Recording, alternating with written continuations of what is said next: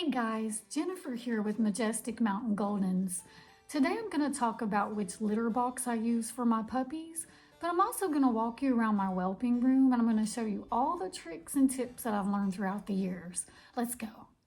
Alright, I'm here at the whelping box and I'm going to show you my litter box that I use. They are 2 weeks old, just over 2 weeks old. This is the time that I always put it in to introduce them. They usually won't start using it until about 3 weeks. Once they really start walking well, they're going to want to naturally go off in a corner and start using a litter box. I have a lot of people ask me, how do you do that? How do you train a little puppy that's only 3 weeks old to go to the litter box? Well, the answer is it's actually natural. It just takes a little bit of work. As you can see, they're already curious about the box. But it just takes a little bit of work because you do have to change out the pads, but it's not really that much more and it's well worth it. It teaches them to hold their bladder and teaches them that they have a certain spot to go to, which is wonderful. So I have used regular rabbit pellet trays. You can start off with that if you want, but I'm going to show you what I have finally settled on that I like the best. It is called Smart Paws. And I got this off of Amazon. So the really nice thing about this is this little tray on top. So when I was using a regular rabbit tray, and I'll show you one of those here in a minute too, it was okay. It was great actually, but they would drag those pellets out and they would have a mess all over their sleeping area. So I didn't like it for that. So this one is really simple to use. You can just pick up the top piece, and I'm going to show you these pellets here in a minute, but these are pine pellets. So I found a pad that matches the size as best I could. Also got that on Amazon. But what you do is you just put the little pad to line the bottom, sprinkle a few pellets. They naturally like that smell. It stimulates them to go to the bathroom. Then you just simply put this over the top of it, and they have a really place to go. It's very sanitary. The urine and the poo usually actually goes down in the little crate. I know it seems like it's a little small, but the other really good thing about this particular one is it's the right size. Their paws can't go down into it, but it is still big enough that, their number 2 will go down in the grate. So it's also great because when mom tries to go and clean it up, she's not going to be eating the pellets. And I did have a little bit of a problem with that before. Okay, so now I'm going to show you just my general setup that I have going on here. Now, I have a typical basement that anybody has. So this is a setup that it's not super beautiful. It's not, out of this world. I've seen plenty of whelping rooms that were prettier, but this is practical. This is what I've used, and I've done a few different things, and this is my absolute best setup that I've had so far. So the first thing I will talk about is this whelping box. I really like this Pup Ease or Pup EZ. I have used a regular wooden whelping box, but it's porous, so you got to really watch out about germs. They can go in it and it's really hard to clean. This is very sanitary. I like it because it is a smooth surface. It's a vinyl. You simply just get a spray, clean it off. I clean it in my wash station when I'm completely done with the whelping box, and I set it out to dry and put it up. I'll show you that here in just a second as well. But as far as the actual lining, I like to triple. I've got one plush blanket, I've got another one, and then I always line the top with fleece. Any fleece is okay. They do make whelping fleece blankets, but this is just really good for absorption, and it's also good for them to grip. Hi there, cutie.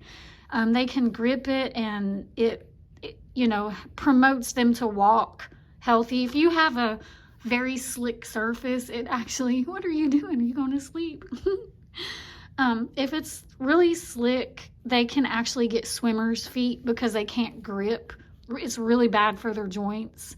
So always use as much padding as you have. So we'll walk on over here, and I'm going to show you a few other things in this area. Just a real simple futon couch here that I have. I sleep on this usually for about 3 or 4 days at least. It has a big foam under it. It's not too bad. It's not my bed, but I kind of live here for a while. So I have this with all of my essentials. I have all of my supplies here. IVs if I need it, some saline solution, oxygen even if I need it. I haven't used that yet, thank God.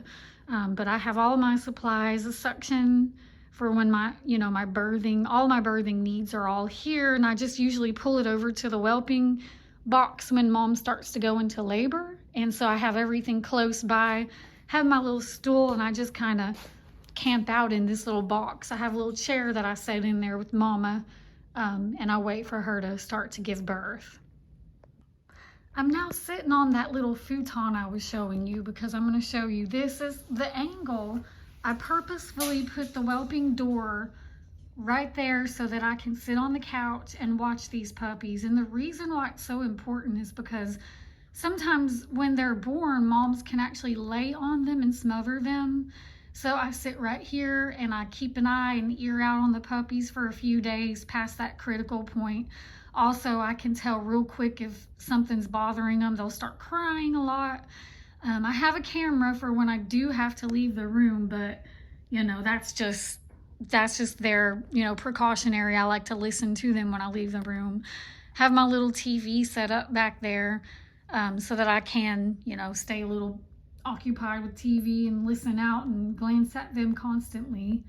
So this really works out well for me. I can actually sleep, and I do wake up all the time, every little noise they make, but it's good because I don't know how many times I've pulled a puppy out from under mom that probably wouldn't have made it if I didn't sit here and watch them closely for the first few days.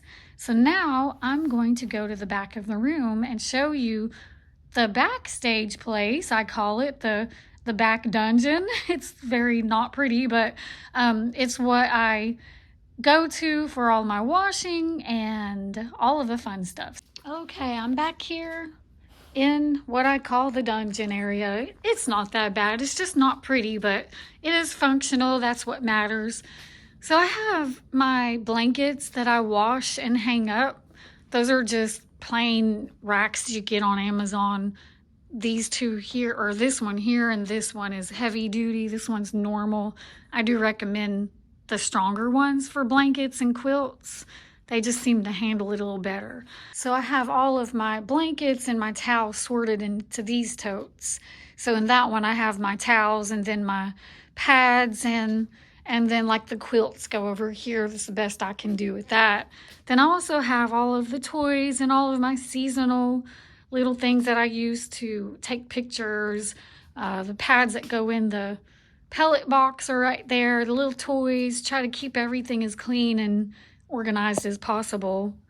And then these are the actual pellets that I use.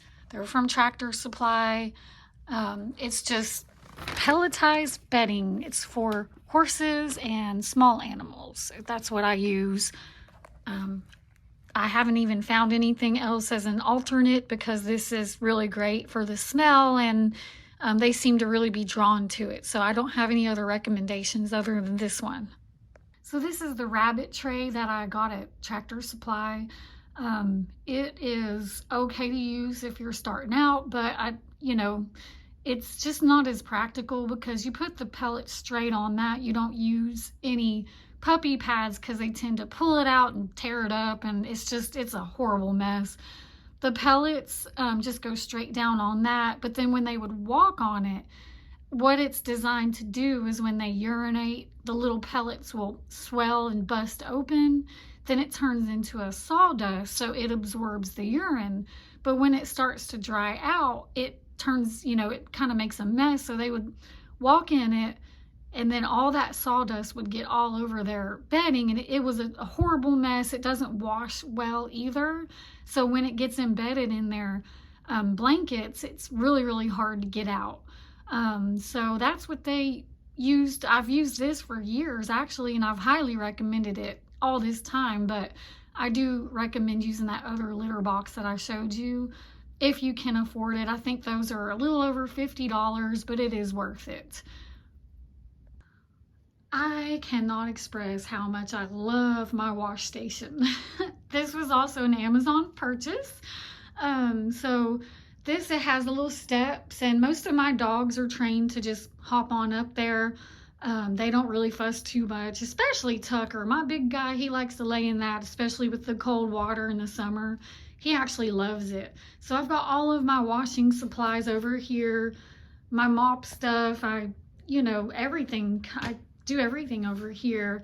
I like to mop with bleach one session, ammonia the next session, but that's normally before or after I have the puppies.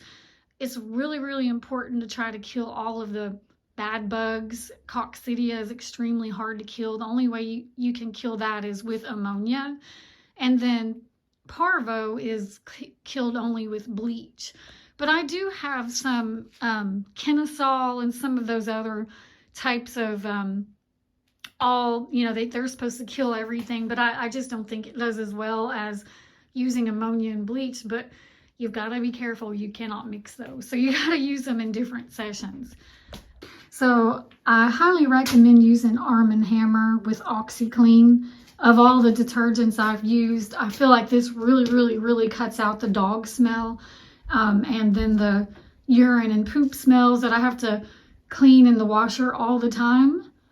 And this is just a plain agitator washer, nothing special about that. Another thing that's really important with the basement setup is a dehumidifier.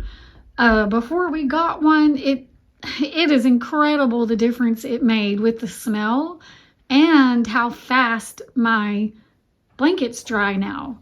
Before, it seems like it would just keep holding moisture. I don't know how it made that much of a difference, but it did. The dehumidifier is essential in a basement. This over here is where I keep all of my the Welping box pieces after I've cleaned them and dried. I actually have two, so these pieces here are from my second one that I don't have set up right now. I wash them in my wash station, and then I dry them and stick them over here for storage. Those little pipes there are their little jungle gym that I put together once they start getting old enough to play, which will be very, very soon. And then of course I got my crates here, and guess where I got those? Yep, Amazon. About everything I buy is from Amazon. So over here I've got Luna's dog cot. That's just for her to get a little break away from the baby. She'll go over there and sleep for a while until it's time to feed them again. But I want to talk about the floors, because this is pretty important when you're setting up in a basement. So we originally had these blue floors. It's just an epoxy that we put down, but it's extremely cold, and I found that it was almost dangerous. The puppies would get under the blankets and be on that cold floor, and I didn't like it. So at first I was purchasing small linoleum rugs that I would put under the Welping box. It was just big enough to go past them. I think they were 6x8s. But I just found that like urine and water, once the puppy started coming out, and I would let them play, they would it just was a mess. They would stain, and I'd have to throw them away every time. So I ended up going to a local store, and I purchased this big linoleum piece, and it has been actually great. This is a thing that I highly recommend. I purchased these little strips. They are adhesive transition pieces. Got the color that I could match as close as possible. And yes, I got that from Amazon as well. But they just stuck down and have not had any water go under it or any urine. Once I open the playroom up and make it a little bit bigger, sometimes the puppies will urinate and it will kind of go off to the side. Usually they use the pee box, but if they don't, it would sometimes get under that. They're not perfect with the litter boxes at first, but so that's just a extra precaution that I've really, really, really thought has been a great, great help.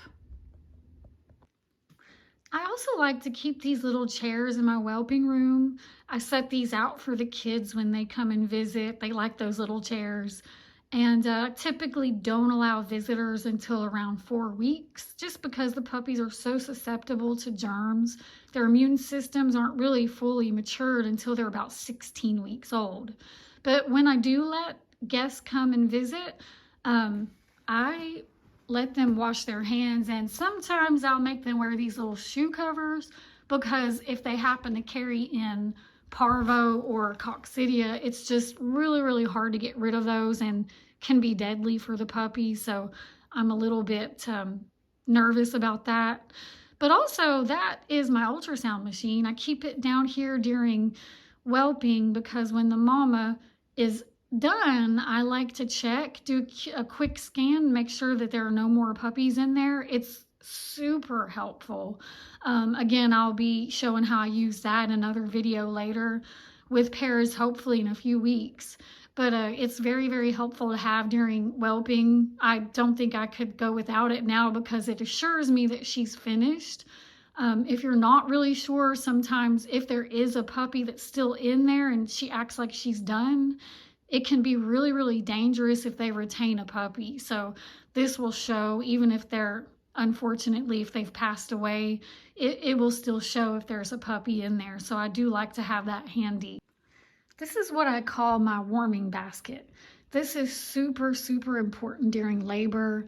When they start pushing a puppy out and you've got one already on the ground, you know, they can get wet again, and they can just keep getting wet over and over, and it can cause some digestive issues. It is so important to keep puppies warm. They cannot digest the milk if not. So what I do is, as soon as they come out, I use paper towels, and I always have my heat lamps ready and going during the laboring. Usually up to a week or two, I'll keep those on in the whelping box. For right now, I have a heating pad that I keep on, because they're able to climb around and get on it when they want to. But during the whelping process, I'll kind of hold them under the heat lamp as soon as they're born, and take paper towels and dry them as much as possible. And then I stick them over here in the warming basket. I usually keep it on high, just keep checking the temperature to make sure it's not too hot.